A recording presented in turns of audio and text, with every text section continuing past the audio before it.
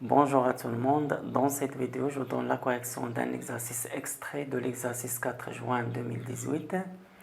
Autrement dit, je ne donne pas la correction de toutes les questions de l'exercice 4, mais seulement de quelques-unes qui me paraissent très intéressantes.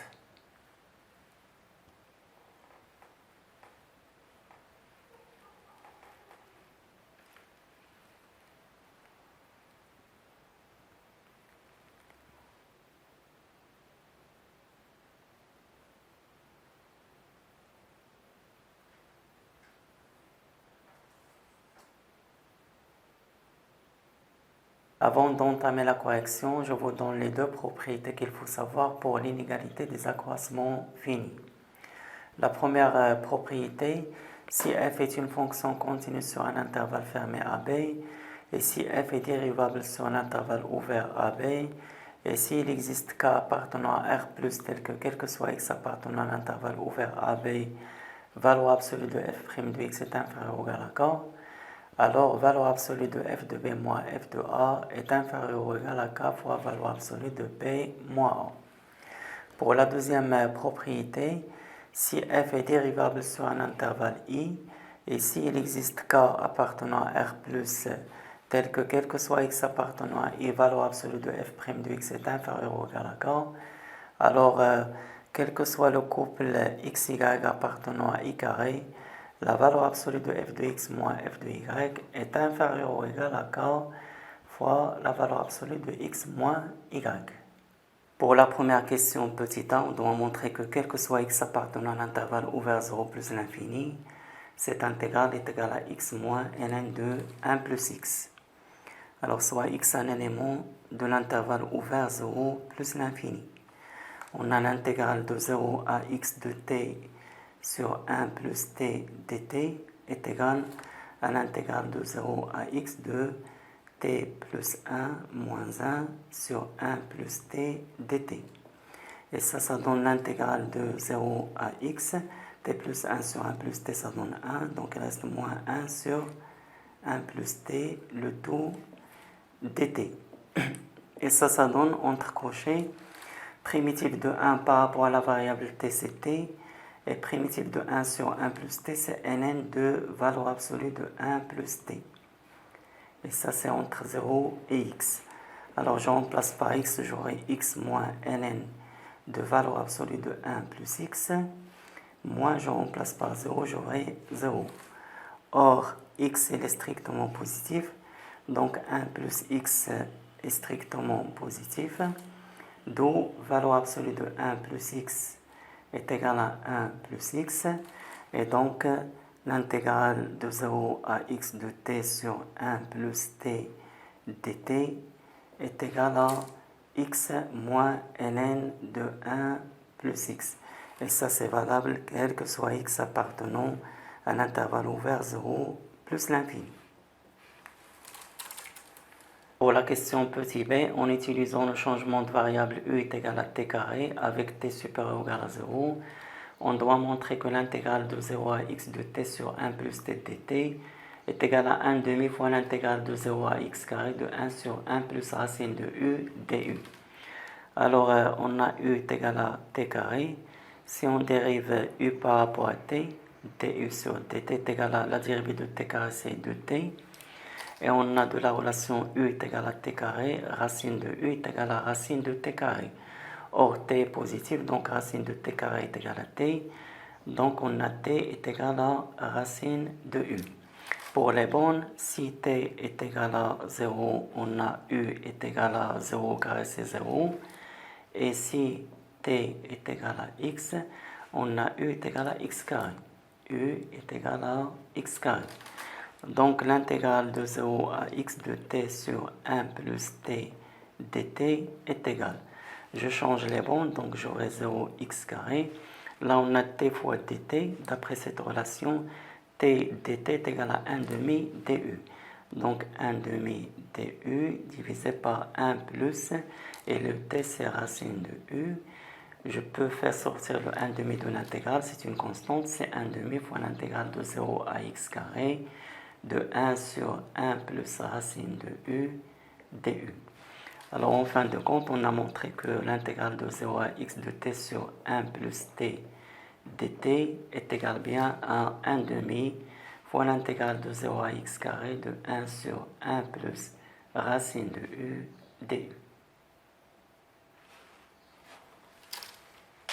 Pour la question petit c, on doit en déduire que quel que soit x appartenant à l'intervalle ouvert 0 plus infini, x moins ln de 1 plus x sur x carré est compris entre 1 sur 2 facteurs de x plus 1 et 1 demi. Alors soit x un élément quelconque de l'intervalle ouvert 0 plus l'infini.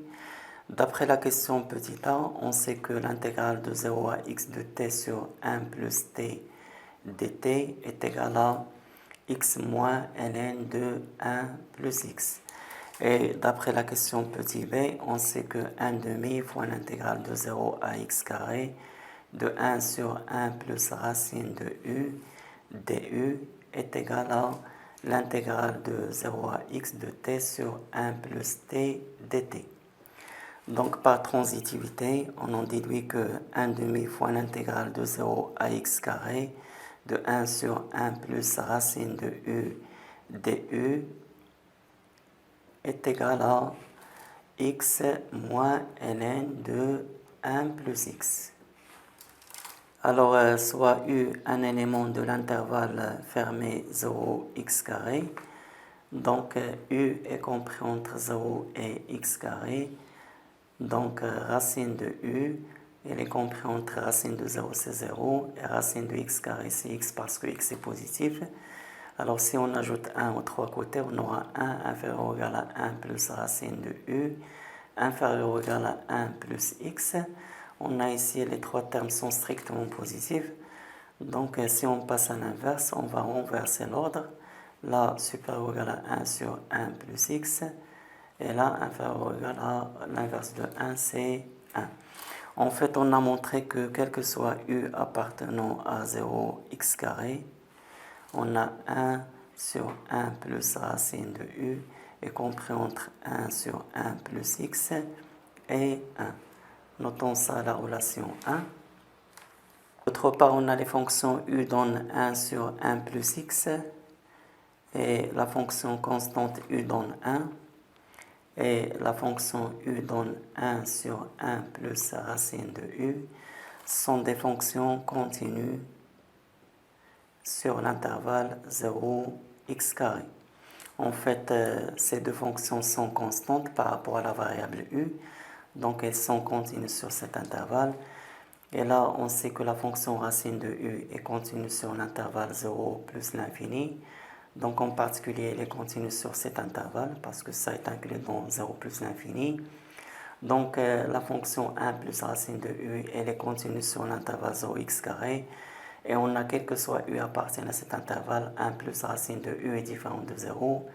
Donc en fait, cette fonction est continue sur l'intervalle fermé 0x carré. Alors je note ça, la relation 2.